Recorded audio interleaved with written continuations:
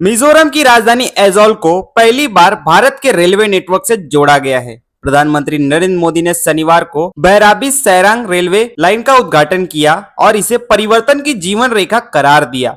उन्होंने कहा कि यह परियोजना न सिर्फ लोगों की जिंदगी और आजीविका बदलने वाली है, बल्कि व्यापार, पर्यटन और शिक्षा के अवसरों को भी बढ़ाएगी। 51 किलोमीटर लंबी इस लाइन में 48 सुरंगें और 55 बड़े पुल शामिल हैं, जिन्हें जटिल भौगोलिक परिस्थितियों में बनाया गया। अब ऐजॉल असम के सिलचर और पूरे भारत से सीधे जुड़ जाएगा।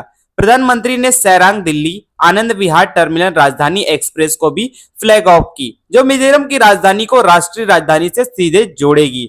इसके अलावा सैरांग गुवाहाटी और सैरांग कोलकाता एक्सप्रेस भी शुरू की गई।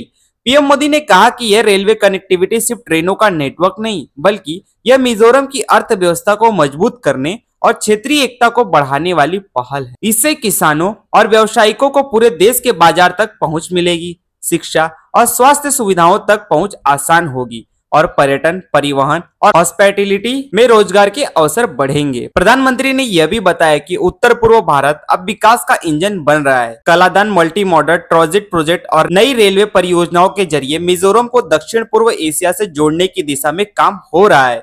उन्होंने कहा कि केंद्र सरकार की लगातार 11 सालों से चली नीतियों के क्षेत्र में विकास दिशा बदल दी है।